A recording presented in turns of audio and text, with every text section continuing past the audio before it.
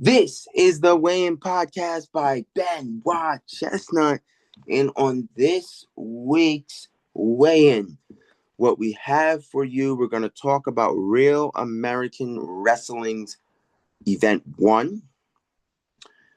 We're going to talk about that in terms of not really of how I felt the matchups went and how I feel it's moving forward without really spoiling it if you haven't seen it, still giving you a chance to go and see it.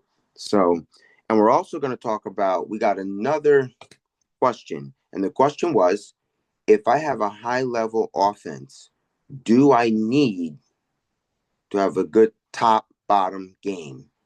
And we'll answer that question for you. So with that being said, that is this week's Weigh-In Podcast, Takedown Thursdays. So really, if we jump right in, this Real American Wrestling. So event 1, it looked pretty good. It looked pretty good. I mean, some matches were tags and others weren't, but I think the ideology is there. The idea that this is going to grow very nicely, it's there. Because they were handing out belts, which I thought was really good. So you're putting you're naming champions, and now you're getting second to weight classes and all of that. So we got a lot of these wrestling association leagues that are up right now. I think the two biggest ones are Claw and Real American right now, but we got another wrestling association out there as well, which is really good. Which to the acknowledgement, they all do something different. So they don't all follow the same thing. They don't all come off the same way. So it's really interesting to see that they all have their differences and but I think the best model, and this is not against anybody else, I think the best model is this Real American Wrestling. It's going to be easier to grow as a UFC, as an individual, and then branch out later with a team aspect, possibly, But I think for right now, I like the aspect of what's going on. I like the fact that in Real American, you've got belts out there, you got guys moving, and I like how they did it very well. They branded with singlets and everything. This is like, I think that was amazing. I think we're gonna get I think there's gonna be a point in time that I know Real American Wrestling. It's got it's a lot of these have big backing.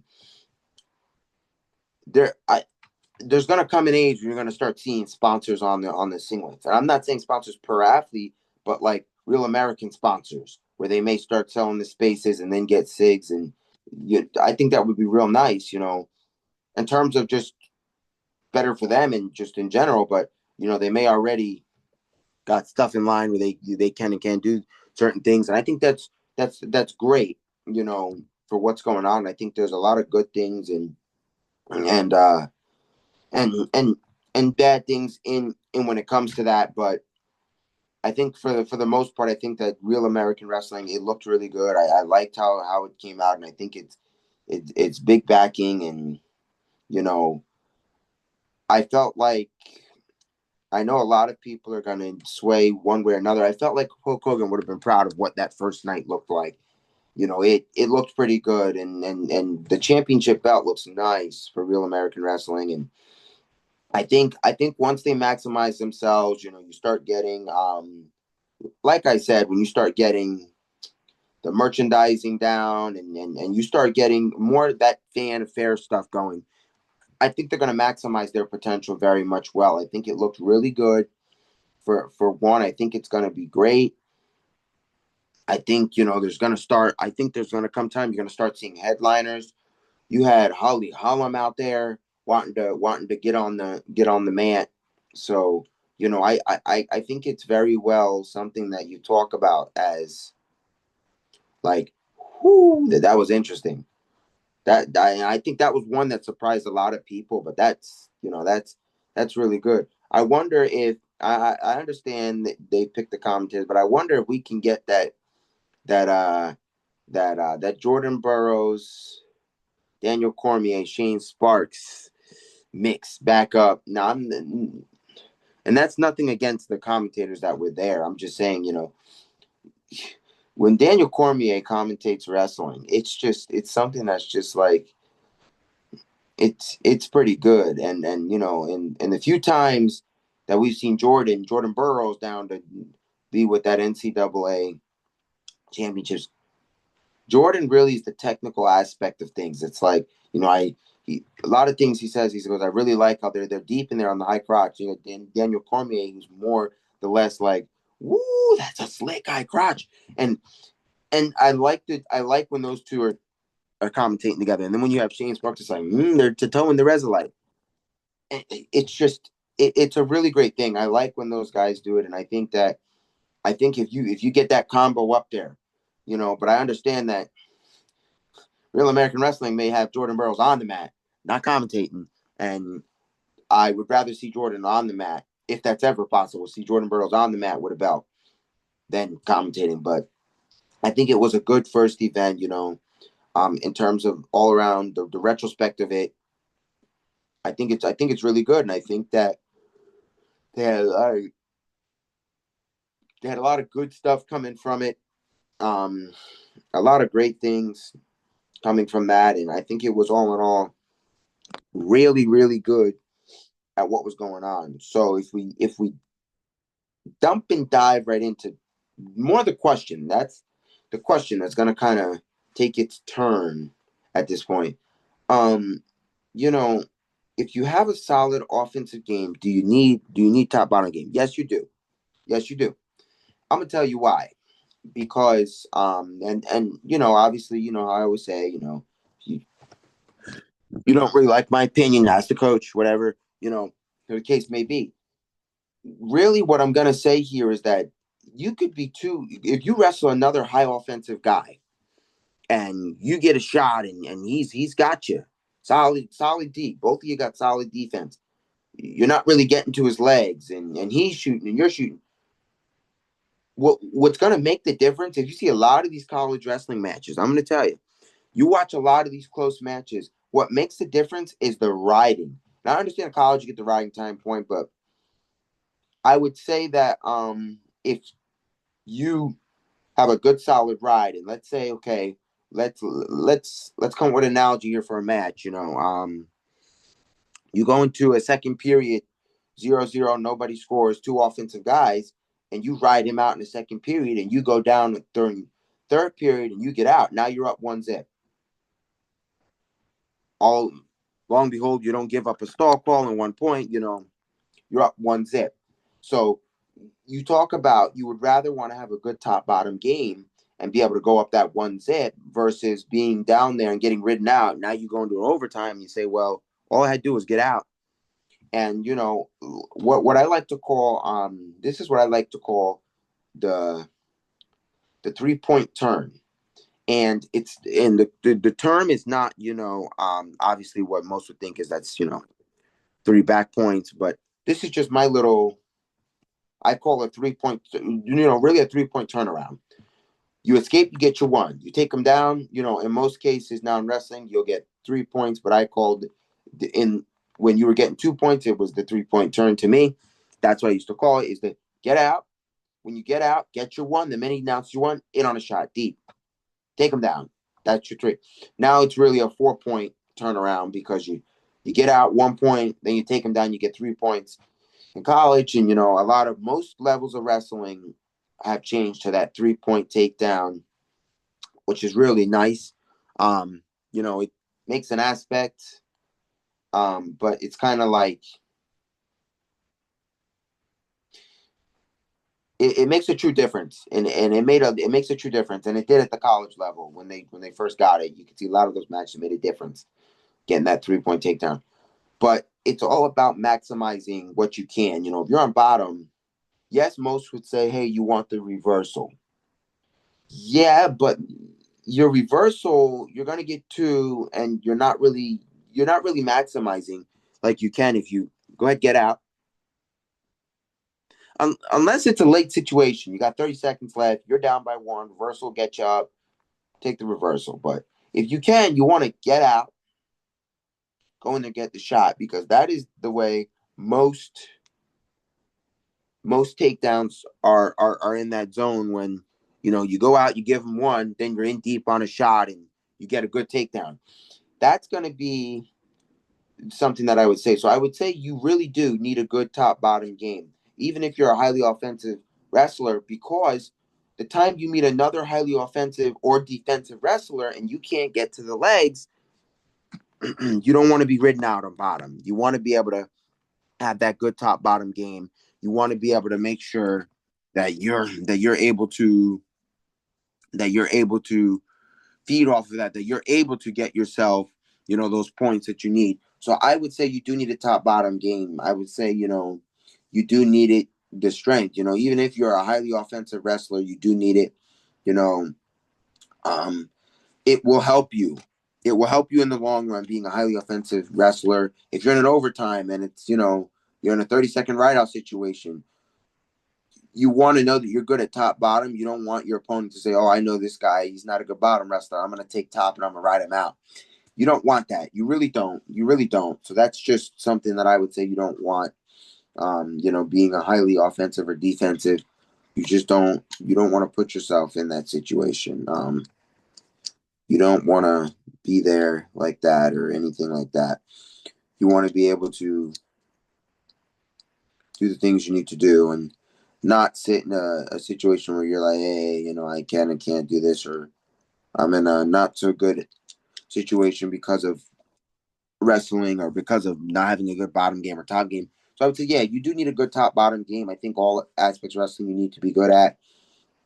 You know, and if you're, if you're not sure, you always, you guys know my two favorite things to say on well, one on all episodes and second on just this one. Ask your coach, you know, um, if you do have some tape of you wrestling, send it to your coach. Let your coach take a look at it and say, well, yeah, you could work on your bottom game. You could work on your top game.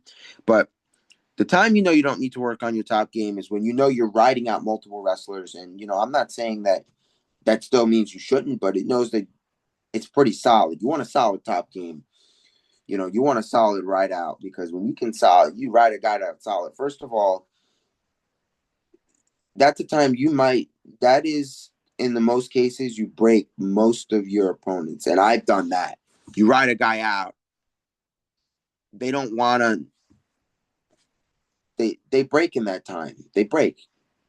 You rode them out. They felt like you were able to stay on top for the whole period. And that's something where it's like, I couldn't get out. It really lowers the confidence of your opponent when you ride them out. But and if you want, what's even better with that is turning them a couple times. You turn a guy a couple times, they're going to start to feel like they're not in this anymore. Not all opponents are like this. So you can't paint every picture with the same color. So, and I say that because you just can't. There are some guys where you might go up 9-0 and they still throw the kitchen sink and come back and beat you 10-9. It can happen. You can't judge every book. When you stay offensive and you're on top and you're scoring, keep scoring. Don't, like man would say in sports, don't let off the gas if you're on a roll. Continue going through it. It's when they say when you're up big, you can take your time with stuff. You don't want to get yourself turned with being too quick, but that stuff that we talk about, that you wanna kind of be in that situation. You want to be where you rode the guy out. Now you're down. You can get your points. You're one. You want to be able to get out and be in that kind of zonage of, hey, now he couldn't hold me, I held him. Now he's kind of that we can knock down his confidence level, and and that's just one interesting way to kind of to get at it. And I say that because there are plenty of ways to have a good match and a bad match, and it can all happen in between being ridden out and saying, wow, I just got ridden out. but it's not I say this, it's not the end of the world if you get rid now. The difference is you go back, you ride him out. So if he rides you out, you ride him out. Nobody got points. And at this point, we're heading to an overtime. You clear your mind. You forget about whatever's happened before, except anything where he was stopping his shots, what he might have been doing, and you use that. And you say, hey, let me, he was down blocking every time I came in on my high crotch. We'll give him that misdirection. Bait it in like you're going to high crotch and go ahead and hit that outside single to the opposite side. If you can, I know everybody's not where they shoot some shots on different leg. For me, that was something that was just nature. Shooting on different legs, different shots. But I say this because it will help you in the long run. You're in a short match situation and he keeps down blocking this, that, and you go to that other side. It might not be strong. You might not. You don't want it to be a sloppy shot. You want it to be a good one. But, he's moving one leg back and you're in there deep. Just keep adjusting, take him down. And the biggest thing that's going to happen for the guys that are very funk, those Ben Askren funk guys, they're going to try to roll left and right. You want to secure it enough to be ready for them to roll and start looking to grab a leg or two, something to kind of keep it going so that they can scramble. Look out for all of that. Take it straight to the ground. Try to, try to seal off a lot of those scramble. He's going to be looking for a leg. And if you seal it off, you don't allow that, you're going to score your 2 points. Try to be weary of things they may try to just be slick with because they're getting taken down. There's not much they can do. If you're taking it to your feet, lay him down easy, but also be wary of the funk. When you watch a lot of matches, the guys in overtime where they get in on a deep shot, the one thing that gets them is the funk. The scramble situation that comes after all of that. And that's something that I say you gotta really look at and watch for, because a lot of those guys, they're gonna be trying to hit you with them funk rolls and all them rolls so that they can kind of end out on top. And they're gonna try, but if you're properly, you see it coming and you seal it off and you make sure that you kind of don't give them a chance to get to your legs and you get your 2, that's the match right there. That's the match.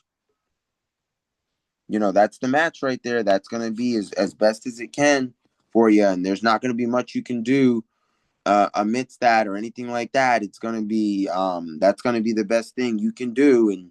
And once you do what's best for you in a match situation to win and to do this, you'll be able to maximize yourself. And I understand a lot of some, like I say, if you don't understand some of this stuff and the ideas or other suggestions I'm giving, like I said, you could always go to your coach and say, hey, what do you think of this?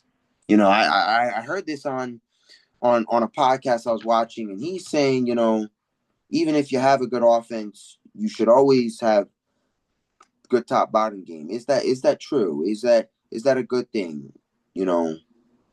Do I need a good solid ride out, or is it okay to have good solid offense? But I'm telling you, when a highly offensive wrestler meets another highly offensive wrestler or a defensive wrestler, and you can't score right away, it's gonna come in handy.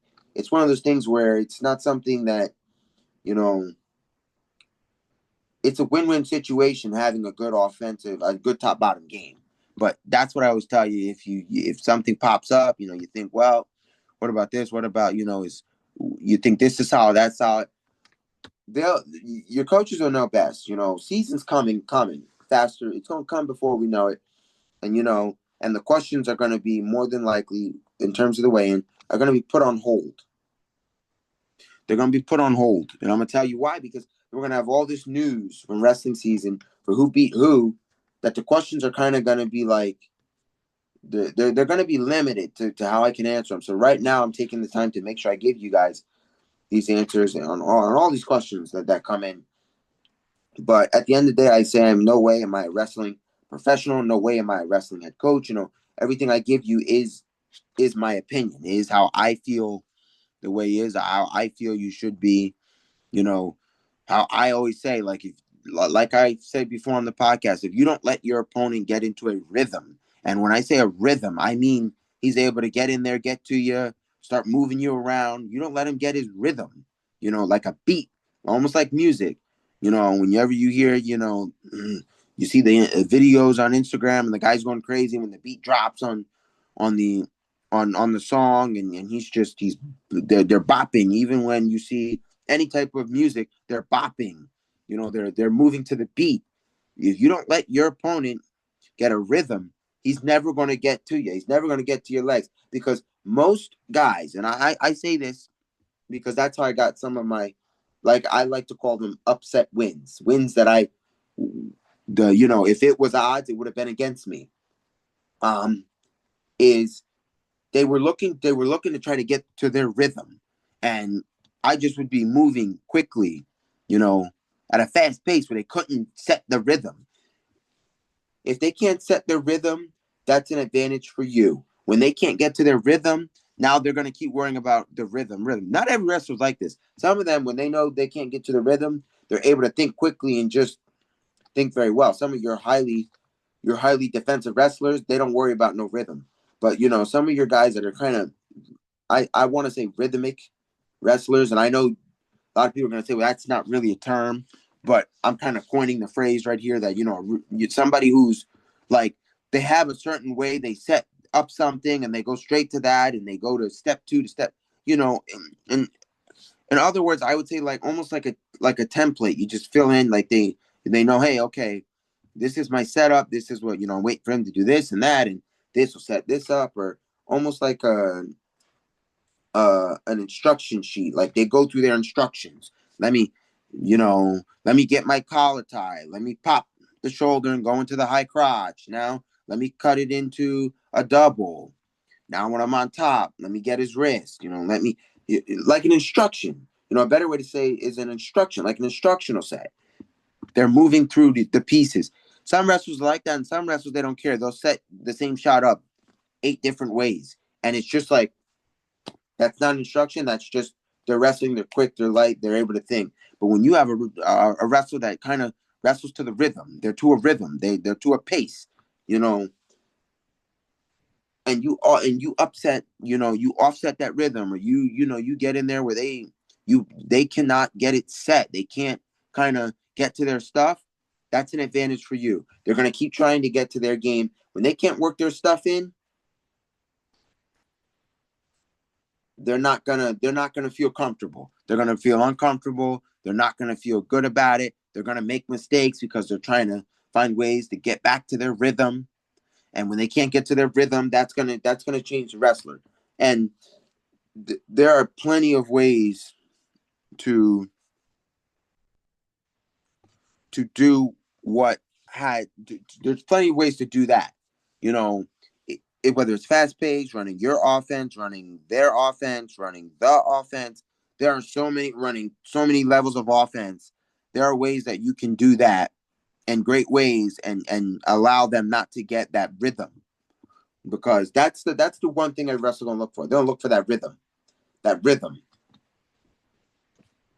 And when they can get a rhythm, they know, I'm good. I got a rhythm. I got this where I've stopped I got my rhythm. I'm in on his legs. Now I'm scoring left and right. Now I got a rhythm. And when you allow them to get that rhythm, that's where they're going to then dictate any which way they can let a match go, because now they have a rhythm. And that's the one thing you kind of want to eliminate, is that rhythm. You want to eliminate them even getting to their stuff. And I don't, and I say this doesn't go for all wrestlers. You can't paint every picture with the same color of paint.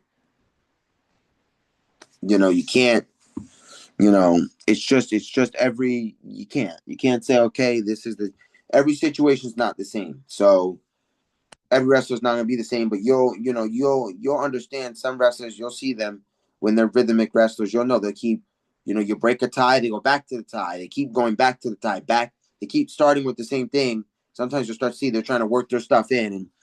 And the best thing is, When that doesn't work, the fail safe should be that top bottom game. It's going to help you because you ride that wrestler that's keeps going to the same thing. Might be trying to sit out the same way, not really moving to a different way. When you've got to a point where you can predict what the wrestler going to do, that's good for you because now you're predicting what's going to happen, and then you'll be able to. Now you can anticipate a little bit what's coming. So if you wrote him out once, you wrote him out. He likes to sit to the left right away. You'll know, okay, when he sits to the left, you might be ready for him to sit to the left. You might be ready. And when you can anticipate that, that's when you're able to take away a lot of his offense and his way to get out. A lot of, if he was going to set up a roll from there, if he was going to, try to set up a scramble possibly from there, you get to eliminate a lot of that. I would say if you're not already, and you're talking about some of these, some wrestlers that have really good bottom game, a good match to look at for some good top bottom game wrestling is that Nick Siriano and Fix. That Siriano Fix NCAA final. When you look at that, there was some good top bottom game wrestling going on, and there was a lot of letting guys go a little bit, but there was a lot. You could see that in that match, there was a ride out in that match. Any match where you see them go to that 30-second ride out, you see a lot of good wrestling, and you can see how the anticipation of some comes, how they understand the anticipation there, and a lot of that, and a lot of the wrestling. And it's anything when you go, when season's gonna come up, you're gonna get a lot of that. And just look out on the eye for that, for a lot of this. If you're somebody who also had a similar question, that top bottom game, you could watch a lot of stuff on YouTube with that top bottom game. Have a lookout for a lot of that top bottom stuff, because it's gonna do yourself very well with that top bottom game, and how it's going to help you. It really will.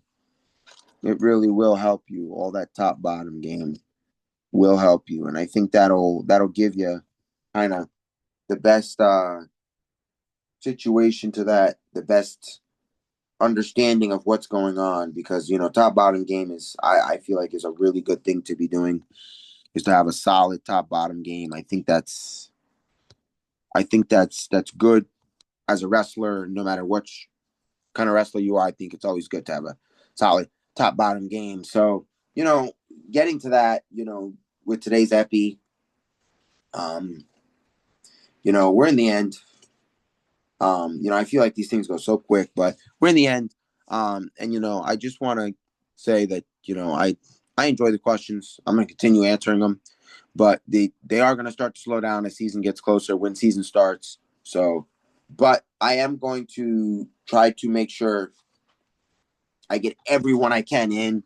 Right now I'm going through all of them. I was able to, in one way or another, some that don't require video answers, get answers to those and do that.